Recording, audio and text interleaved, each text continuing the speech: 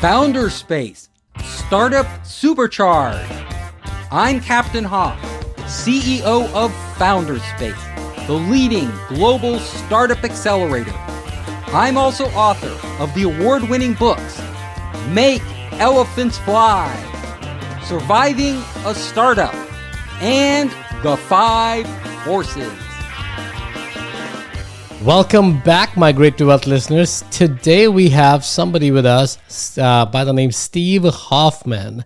He is dialing from Davis, California. It's an amazing human being, very successful, and in a space that we actually have never brought a guest of that nature before.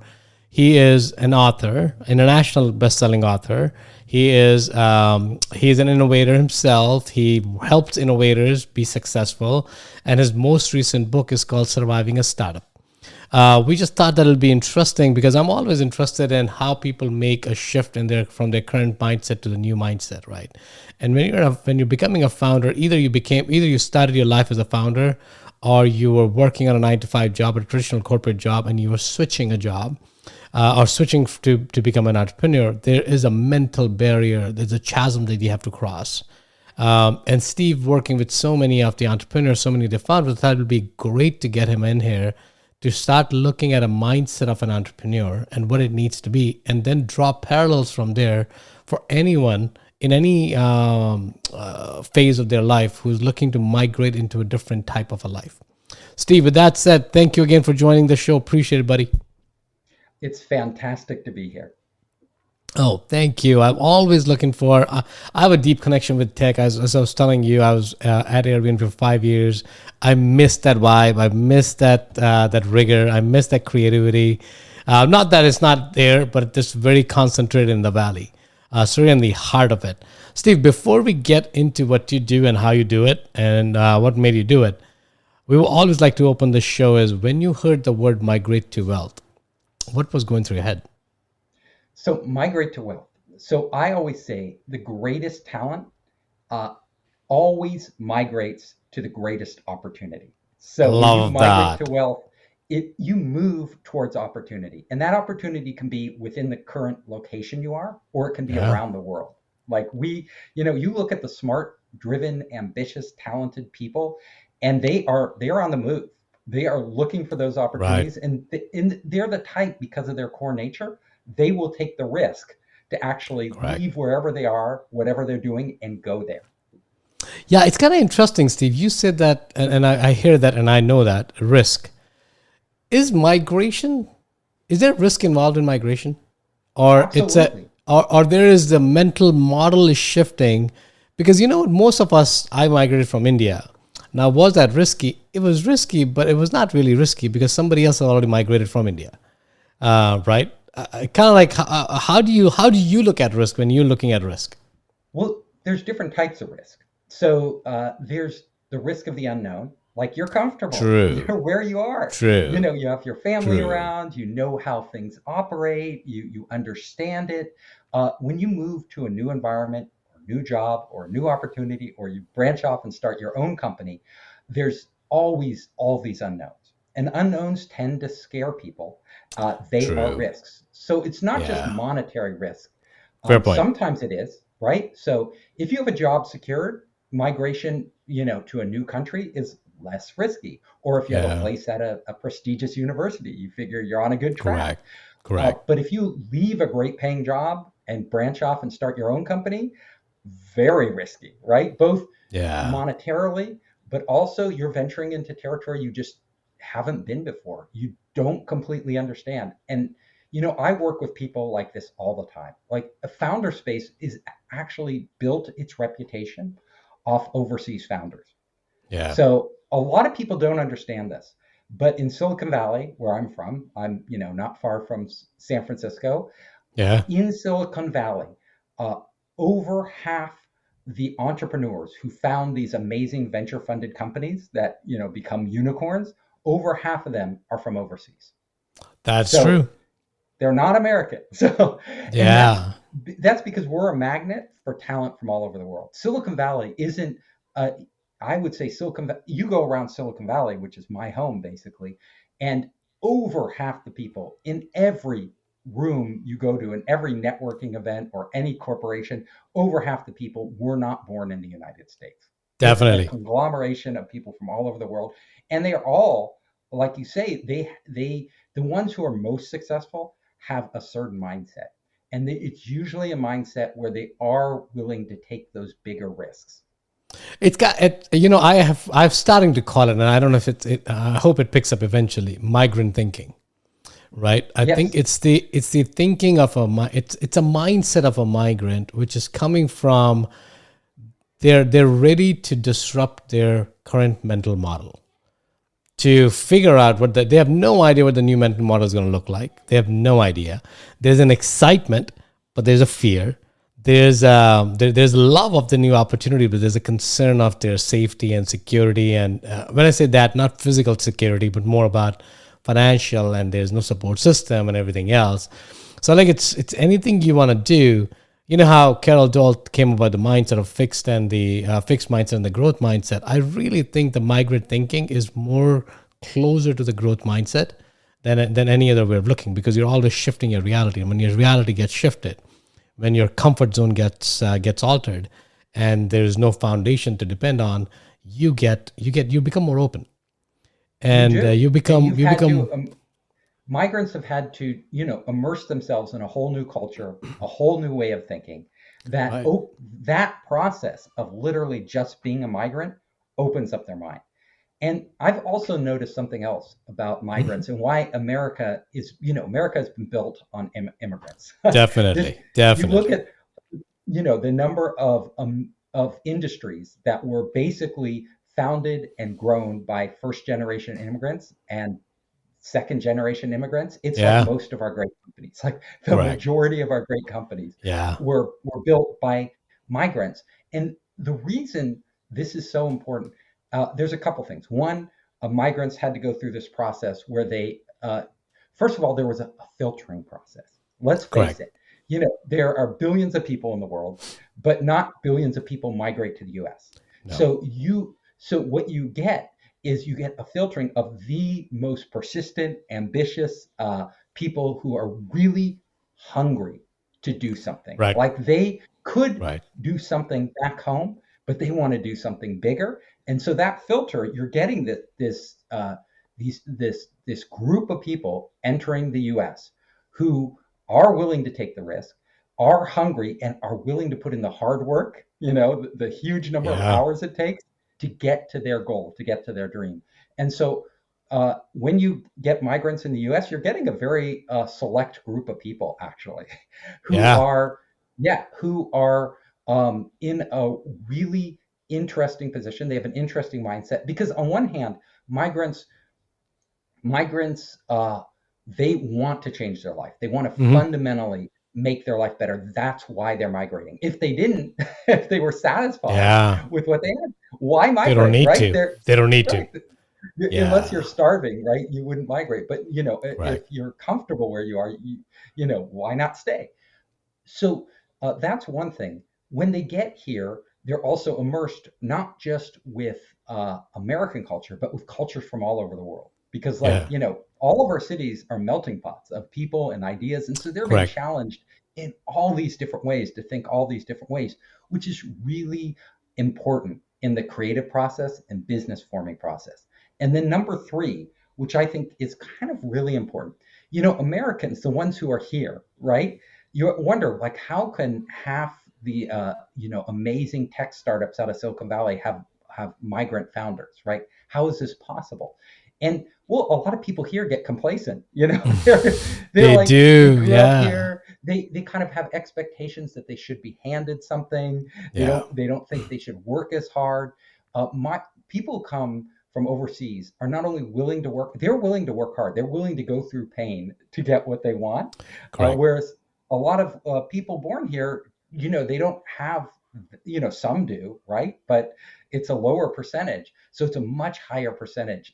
It's actually the majority of migrants are Yeah. willing to do that. No, you're right. It's kind of like I see that. I see that in my life because I'm married to a first generation. I Right. immigrated here about 23 years ago. And my wife and I were always having a conversation. She's like, why are you always looking for something new? Right? Kind of like Right. something Why more are you always challenging. pushing I'm like, yourself? I'm like, you know what? Kind of, it's a good question. It's a good question. So one way to look at this is, am I ever going to be satisfied? Or is the path, I think she's looking from a spiritual aspect of it. The fulfillment you're looking for, you're not going to find it outside, right? And I was thinking about it the other day. I'm like, I actually did, to your point, I didn't leave India to build a comfortable life. I built India to make something out of me, right? Yes, I that's had a why you left. very comfortable life there. I mean, I Yeah. had somebody helping in the house chores. I didn't have to wash dishes. I didn't have to drive my car. It was great. Life was great. And it would have become better as I started to make money there. But something else drove me here, which was the thrill of finding an opportunity and creating something, right? Now, I And do want to, challenging yourself, challenging challenging yourself to, yourself. can you do this? Can you be one of those people who makes it? Correct. And I remember I started this podcast and back in October of last year, I was way beyond my comfort zone, right? I had never been, and kind of most of the audience know it, at least consistent listeners, I was not comfortable with how I sounded. Mhm. Doesn't matter how good or bad, people kept telling me there's nothing wrong. I'm like, I am not comfortable, right? And the only way I could get beyond that, I'm like, when I left India, I couldn't even speak English. I understood English. I couldn't. I'm in a better spot 23 years from that time. So, you know what? Let's see. Let's see what happens. The curiosity fuels me. I'm like, I'm just going to launch it. If one person listens it, it's done its job. And then that's Well, I good. And of tell you, course, you sound great. You have a great presence, a great well, manner. thank you. And I'm not Thank you, just saying Steve. that. I mean, I think all your listeners know that. That's why they tune No, into you. thank And you. you do seem very comfortable. So you did overcome that. I We all have these areas where we could improve. But definitely. yeah, a lot of people would say, "Oh, that's not me. I could never do a podcast," and they wouldn't do it. Right. No, I think that's the part. Now, what happens there is, though, Steve, I want to talk to you about one thing. I think we were talking about this off air. So let's take an example. I'll take me as an example, right? I come from India. I went to the best colleges here. I get to a company like Google. Let me use Google as an example. Google is not the only company. Google is an example, and Google hires me, and it pays me 6, 7, 800K a year. Eventually, I get to that point. Now I'm very comfortable, right? At least financially, I'm very comfortable. I'm at top 1% of the America at that point. But I know I'm unhappy because now the complacency that I left back home is again settling in, right? Because I'm comfortable. I'm getting up in the morning. I get up at 10 or 11 in the morning. I do my work in 2, 3, 4 hours because I'm smart. And this is not just me. This is a typical tech immigrant who is in most of these big companies is getting there, where I'm like, I get fed at my office, I get my laundry done in my office, I have no issues in my life, right? Financially. But there's something is blocking me. Something is preventing me to move forward. What happens there? What happens there? Why did we become that way? And I have my answer. I would love to, because you probably have a generalized answer because your sampling pool is much larger than just looking at me. So why is that happening? Is it because we didn't think about what good life means to us, and all it meant was money, and now we have got the money, and now we're thinking, oh, we got the money, we came here for money, we got it, so check the box, we won, and now this is my new standard, which is just cruise. What Yeah. happens there? So I work with entrepreneurs all the time from all over, many of them who are immigrant entrepreneurs who are leaving companies like Right, Google, like Facebook, like Microsoft to actually they're taking a huge risk. And I'd say, hmm why would you leave a job like that? right.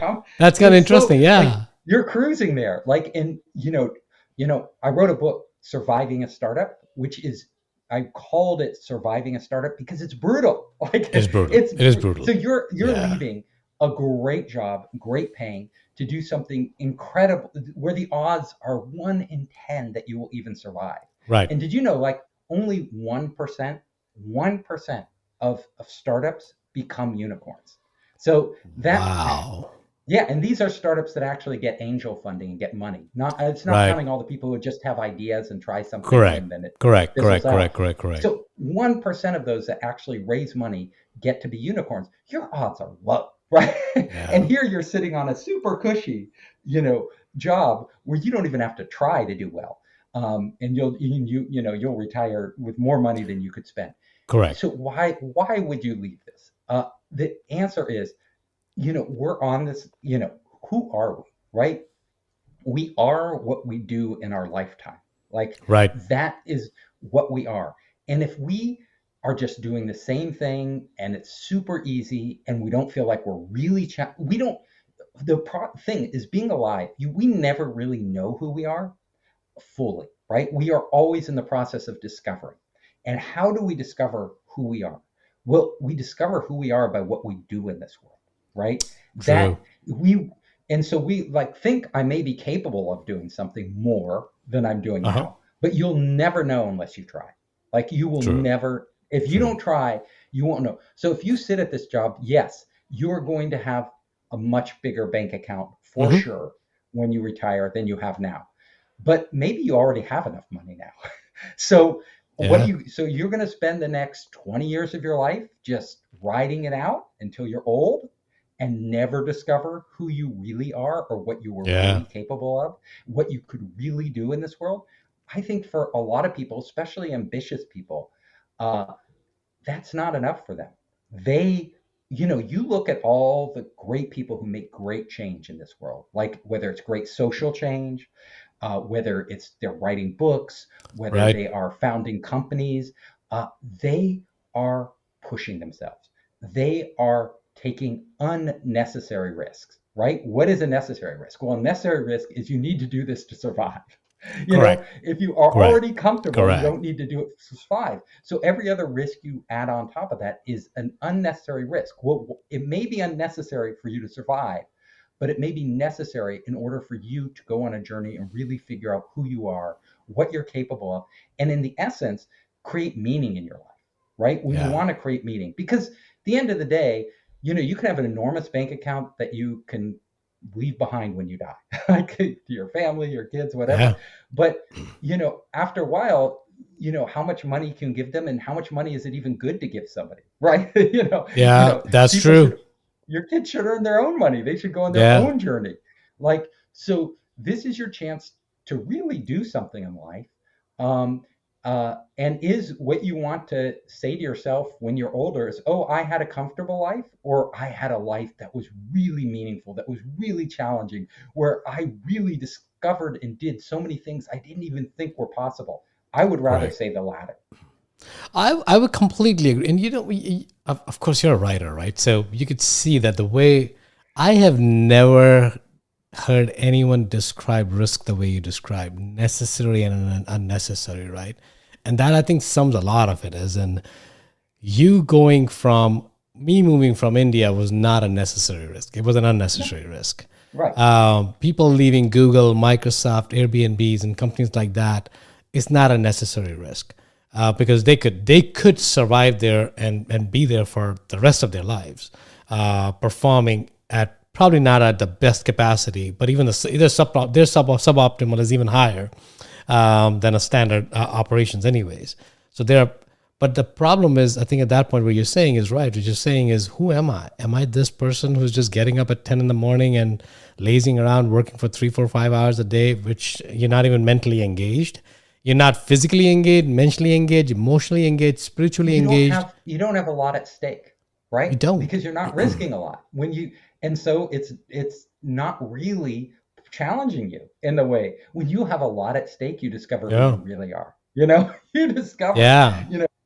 when you're making certain investments, and that investment, you look at the great entrepreneurs out there, like, Phil Knight from Nike, Yeah. literally, there were so many times during Nike's, I don't know if there's a book called Shoe Dog, which is great for Yeah. every I would just entrepreneur. watched the documentary on air recently. Yeah, yeah, It was there's a interesting. documentary.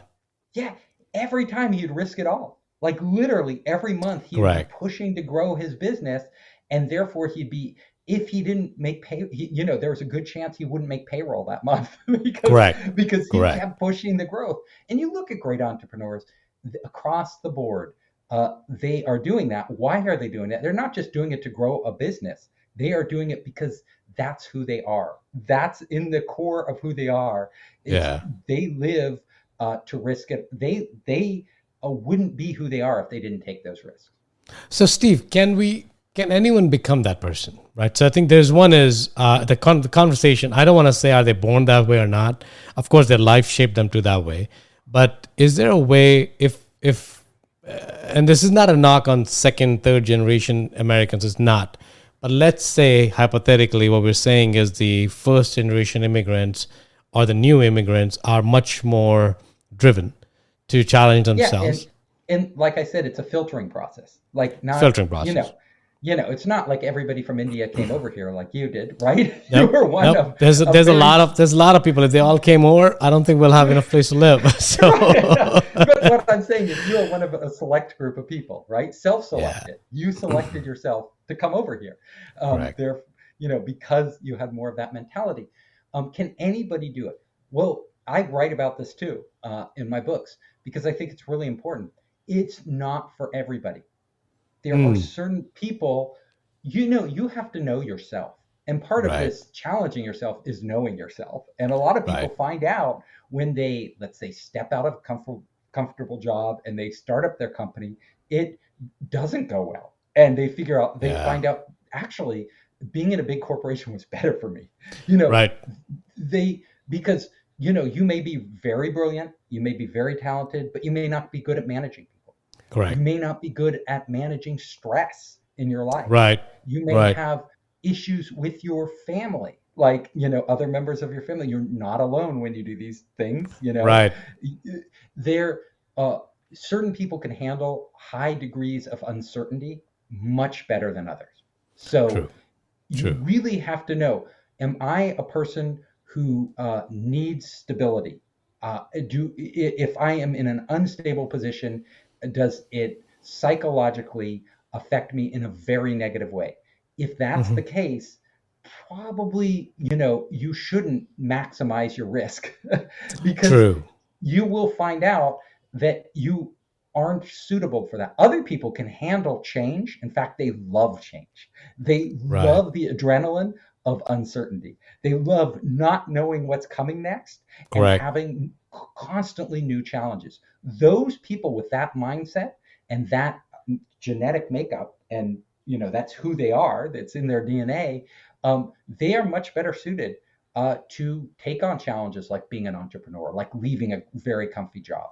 So Yeah. really, it's understanding who you are, where you're. So it's a question of who you are DNA wise, like what you like, and then also what your talents are, right? Because Yeah. you could be a really awesome coder, but you could be the most god awful manager of your own company, which I've seen means those people. I've seen those people. which means that if you do a startup, you should be joining somebody else. Somebody else should be Correct. CEO. You should Correct. maybe Correct. you could Correct. be on the technical side, but you really have to know where you Yeah. fit in and where you can contribute the most. And a lot, we're all of us are to some degree self-delusional. Like we believe we can do things that we can't because we want to believe that. Right. But at a certain point, it's really good to test yourself and find out what you're capable of. And like you said, a lot of us, there is room, there is flexibility. It's not like hard coded. You can, Yeah. like you became better at doing podcasts. Now you're really good, right? Definitely. Because Yeah. you took that challenge. There are, um, you know, if we work at it, we can push our limits. So we can, like, it's like sports. Like some people are born with the athletic Yeah. body, like they're the height, the strength, the dexterity Yeah. of an NBA star. They're born with that. But maybe they're lazy. They don't have the money, Possible. or Yeah. they aren't going to push themselves. Those people will never make it to the NBA. Correct. Other Correct. people maybe is determined as anything, but they're short. Yeah. They're they're just never going to be an NBA star, right? They True. just don't True. have the True. physical. And then there's just people like most of us who are in this gray area. Like Yeah. we are neither like born to it nor excluded from it. Right. But if we work extremely hard, given the abilities we We'll have a get shot there. at making it. Yeah. We have a shot at making it, and that is the majority of people. So Steve, let's actually take it from a different side. Different side. So, do you have kids? Yeah, Perfect. yeah, So let's take it from the kids aspect, right? Because I think part of that is your risk tolerance, as our risk tolerance as an adult, gets shaped very early in our life, right? I mean, a child by default is born to take on risk because they're walking, they're falling, so they're comfortable taking the risk, right? It's not like they're saying, "No, I'm going to fall, so I'm not going to walk." No child, at least I haven't encountered any child who doesn't do that. And no parent says, "You're going to fall, so don't walk." They're like, let them fall, but in a controlled manner so that they can continue walking. How can you, because the skills that we're talking about as an entrepreneur, as a migrant, as an immigrant, these are all important skills in life. Even though you don't launch the next Airbnb or the Google or the Facebook of the world, those skills are going to make you a better human being, right? You're gonna be living a life on your terms. You're doing things because you want to do it, not because somebody else is pushing it on you. Because most of us are living life of lies. We're unhappy with the person we're married to, with the company we're working in, but we are stuck in a societal construct. They were like, this is our norm, this is it. Let me just accept it and move on, and then eventually die. yep, Right? That's what kind of like, and I'm generalizing and I'm abstracting. It's not that simple. But then if you're thinking about these migrant thinking, these entrepreneurial thinking, the way they think, is there a way to transfer that to our kids? And I'm personally vested in it because I have a 7 and 9 year old daughter, two daughters who are 7 and 9 year olds. I'm like, okay, what can we do? What can we do as parents to make sure that they're comfortable taking on challenges, they're comfortable taking on risk, they're okay failing, right? Because those are yep. some of the traits. Yeah, it's really an interesting question. So I want to go back to your first statement. Children, they walk because because they aren't afraid, Yeah. and they'll take that chance. It's actually not. It's not as true as Mm, you think it is. And I'll tell you from personal. I have two kids. So one kid started walking right away. You know, right. he was just like up and walking. The younger child, he figured out how not to walk. Like he became so good at scooting on his butt, like with his hands, Right. like that. Yeah. We at a certain point we thought he would never walk. Like this kid Right. is just not. Their temperaments are very different. The Mm, older child is much more adventurous, much more willing to take risks. The younger child is not a born risk taker.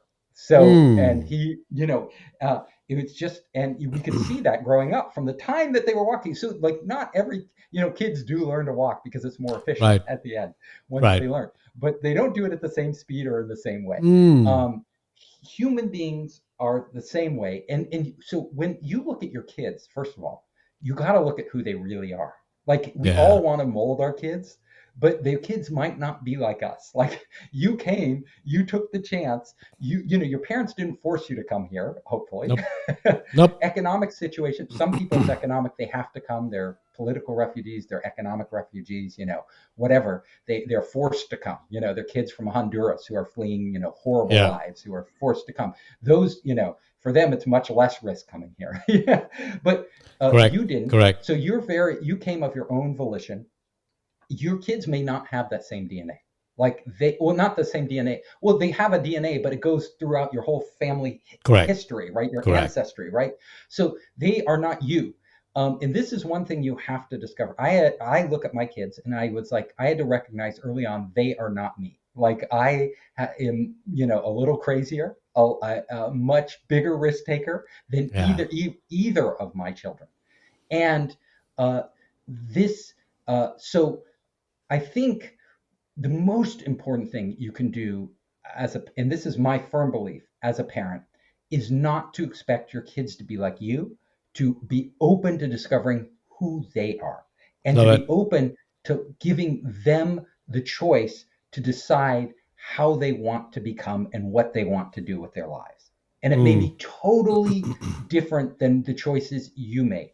And Yeah. that and honestly, if you support them and try to understand them and let them do what they do, uh, you and them will be much happier.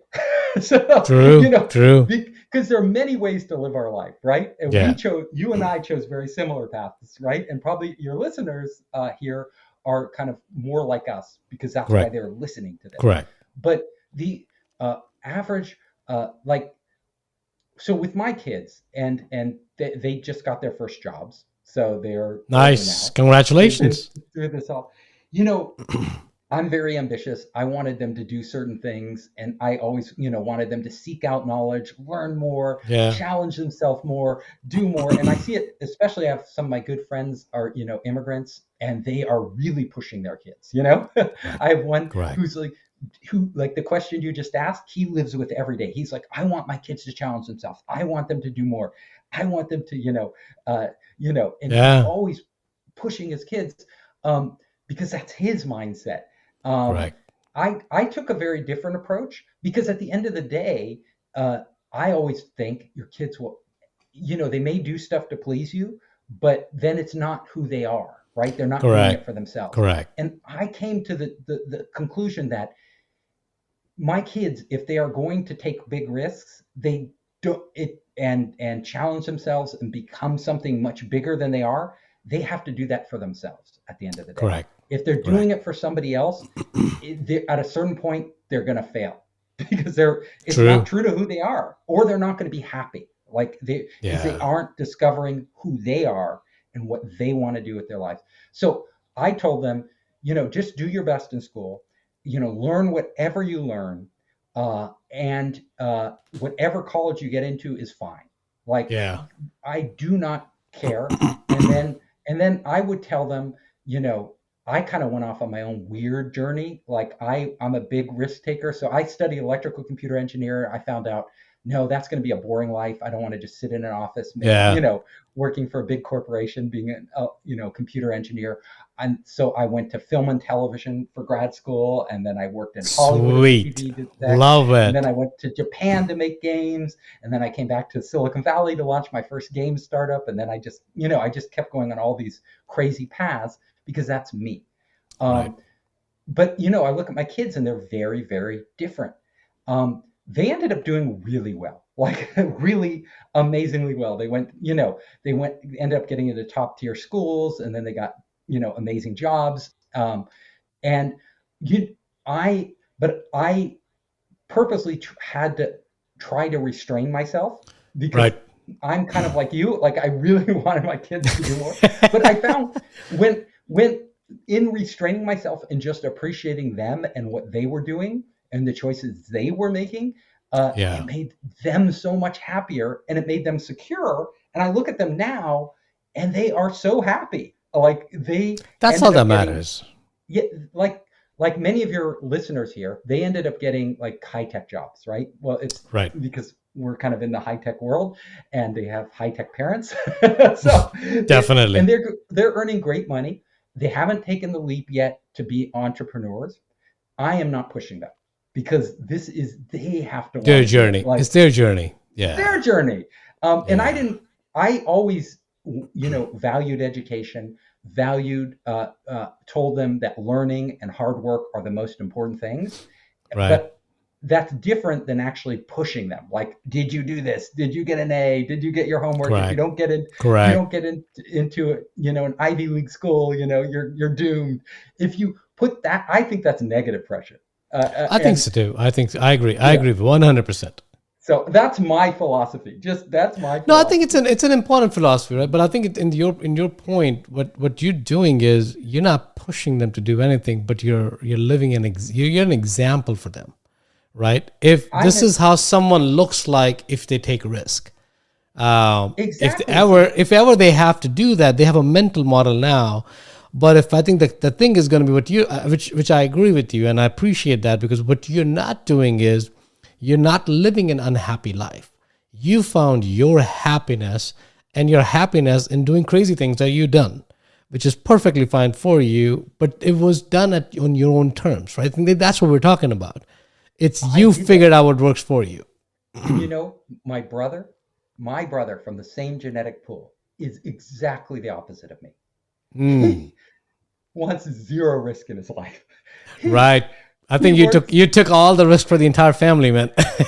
he works as a coder for a large bank and Yeah. literally wants his life the same every day. He goes on the same vacations every year to the same places. Wow, He man. does not Yeah. want change. So my kids and my brothers doesn't have kids, so my kids are he's like the second father to them. So they have Yeah. two examples. Like they have It's a me great, it's great. It's actually taking amazing. crazy risks and every year doing something new. And then they have my Yeah. brother who's literally doesn't want any change in his life. Zero. So That is so interesting, and, man. I mean, and I we're think it's an happy. age. Sorry, go ahead. We're happy in different ways, right? So Yeah. it's not an age, it's like genetics. Literally his genetics are somewhat different than mine. Um, and his risk tolerance is much, much lower than mine. Correct. Correct. And his ambitions are much, much lower than mine, but he is very happy with the choices he made for himself. See, And as long I'm as very, he's living that life, it's okay. Now, if he was unhappy living that life, that's really where the concern starts to happen, right? That you're unhappy in the person you are with the life you're living. There's something beyond that. And then how can so you push yourself at that point? right. I think it's knowing who you are and Knowing who what you you are. want and Yeah. what makes you happy in your life. And everybody has to know these things. And I think uh, kids need to discover what makes them happy, not what makes their parents happy. So Steve, let's talk about that. That's a very Yeah. important. And I don't know if you don't know that part of my life. I actually lived with monks in India for about 2.5 years, Really? Oh, you are. trying to rediscover myself, Wow. right? Trying to find me, who I am. But not everyone's going to do that. Not Right. everyone's going to do that. You're That's an not for adventurer in many everyone. ways. Yeah. I'm just like you in that regard, just crazy stuff. What's the next? I think I get up in the morning. What's the crazy I can do today? How much crazier Yeah, can I be today? exactly. Which is what I love. I've Yeah. changed 25 addresses in the 23 years I've lived in this country, so I like change inherently. So I think where I was going with that was self awareness is key, right? Because self awareness is the most important thing for you want to be That's what adventurous or not. How do that's you the journey become we're self on. aware? Yeah. Do you have any thoughts and recommendations on, because even your entrepreneurs that you're working with, starting anything is very simple, right? I could start a new company tomorrow. That's not a hard part. The hardest part is sticking with it and seeing it through, at least to the extent where your idea, you still believe in the idea, right? You still believe in yourself. How do you work on the self awareness piece? So self-awareness takes time. Self-awareness takes work. You Hmm. don't become self-aware just by just by doing the same thing over and over. You Correct. become self-aware by actually analyzing the decisions you make Hmm. and trying to really figure out why you made those decisions. And for a lot of people, we're all on this journey in life. We're all self-aware to a certain degree. Some Yeah. people are much more aware of of in an accurate way of why they're making the decisions they make. So all of us tell ourselves a narrative. We tell ourselves a story in our head, a story Hmm. about who we are, what our life means, why we make these decisions. Often those Correct. stories aren't entirely true because the stories themselves are a lot of times built to defend us Correct. from discovering things about us that we don't want to know. Yeah. Yeah. You know, there are truths about ourselves often and about our lives that we don't want to admit Yeah. because we don't have the framework to process them. Like Correct. to admit our own weaknesses, to admit our own things about ourselves that are unpleasant, um, Yeah. and and to admit things about the world that are unpleasant or scary or not the way we want them to be. So uh, this it's what you asked is an extremely difficult question to answer, and there are many paths to doing it. Like you went and lived with monks, right? And discovered probably a part of yourself or pieces Yeah. of yourself that you would have never discovered without that experience Correct. ever. Um, so just the fact that you did that makes you more self-aware and what there's so many great things from Hinduism, from Buddhism, from all the world's religions, that can teach us. There are things from psychology Yeah. that can teach us, and there are things from our own experience and relationship to other people that can teach us.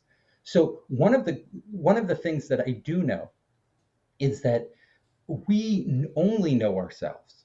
Uh, this is my belief, and it may not correspond to other people, but this we only know ourselves as the reflections of ourselves in the world around us. And by the reflections of ourselves in the world around us, I mean when we interact with other people, how they react to us is how we affirm or who we are, right? Or who we Hmm. think we are, or we're challenged. So by Yeah. the a lot of people block off relationships, whether it's relationships with a loved one. They refuse to talk about certain things because they don't want to Yeah. know Correct. those things Correct. they don't really want to go there, right? They don't want to go to painful parts of their past, painful things Right. about the world or their relationship with other people. But that is how we discover who we are, by going to those places and really honestly talking with people, honestly listening to what they're saying to us, Hmm. not filtering. We all have our biases. We're always Right. filtering all the information that comes in with our life experience, to honestly go out there and actually analyze what we've done, what it means, what it really says about us. And this can be through starting a new company, like we're talking about, branching off Yeah. and being an entrepreneur. It can be even things in your current job. You don't have to leave your job to discover much more about yourself. It's definitely things about how you interact with your kids, how you interact with your spouse, how you interact with your parents and your closest friends. Do you really go deep with them? Most people don't. They're just doing surface level talk. Yeah. Like, can you go deeper? Can you really go to your spouse or your parents and ask them, who do you think I really am? How would you describe me? What do you think are my weaknesses? What do you think are my strengths? Be honest with me. Don't sugarcoat it. I want to know. Uh, to go to live with monks and see how they go through meditation, clearing your mind. Yeah. Go to therapy, right? Go to uh, uh, you can do therapy in many different ways. You can go to a psychiatrist or a psychologist, and all traditional therapy, would be talking about yourself, right? You learn Yeah. a lot just talking to yourself, right? What are those conversations? Sometimes, but talking to yourself in front of somebody else, you will say other things, especially if they ask you hard questions Correct. about Correct. that you wouldn't ask yourself. So a lot of people learn. There's so many different ways, and people are not one thing. Like the thing is, and maybe talking too long, but all of us are filled with contradictions. Like Right.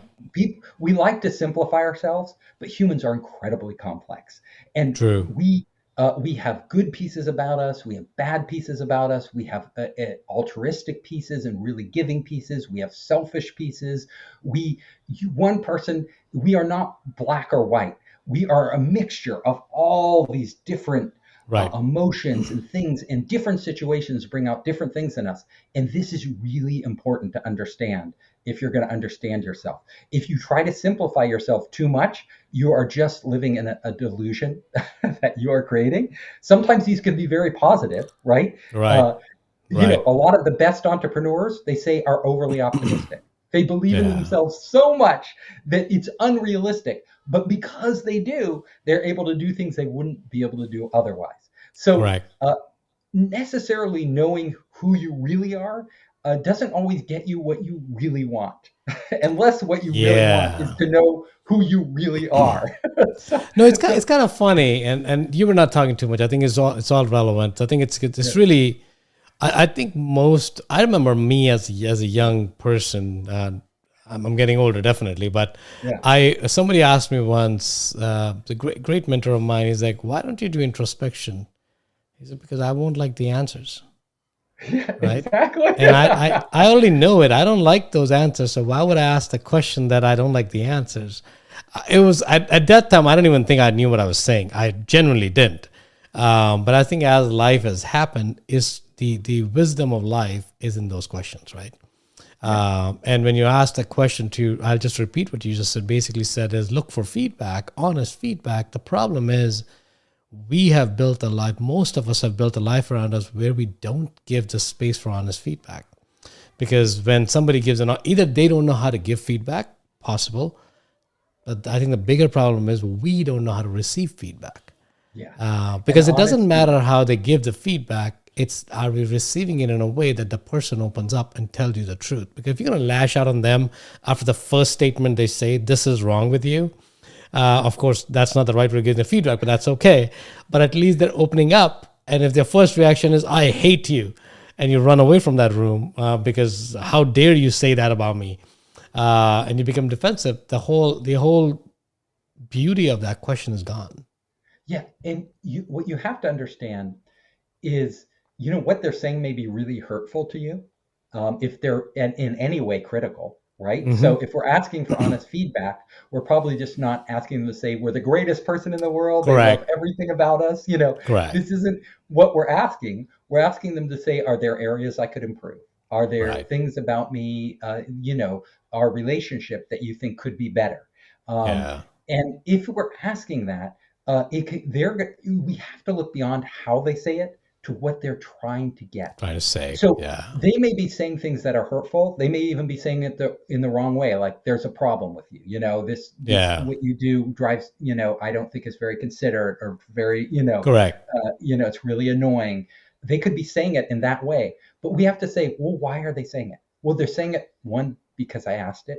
And number two, they're saying it because they want a better relationship. They want our relationship to change and become better. Otherwise, they wouldn't even be with me, right? They would just correct. They wouldn't be sitting here with me having even this conversation, or even when they're mad, yelling at me. When people are yelling at you, what they're telling you is that they are invested in this relationship and they want it to change, and they want it to become better. And in order for us as human beings to have those better relationships, we have to listen. We can't shut those conversations down. If we shut them down, if we cut off, as soon as they get difficult, we cut them off, we are never giving ourselves a chance to have a better relationship with that person. Correct. And it's sad, right? But a lot of us do that because we're defending ourselves, right? We feel we're vulnerable and we have to defend ourselves. Wow, Steve, this is why. In essence, we're too weak. Like we're too. We are. All of us are. Yeah. All of us are. And so, what we have to understand is that being able to take this criticism and being able to look at it from a different perspective, and then being able to actually act upon it is strength. It's not weakness, right? It's strength. And correct. It's hard to get there. It's hard for all of us. Yeah, Steve, this is why I love podcasting, man. Where else will I have this conversation? Well, I'm glad I made you love podcasting.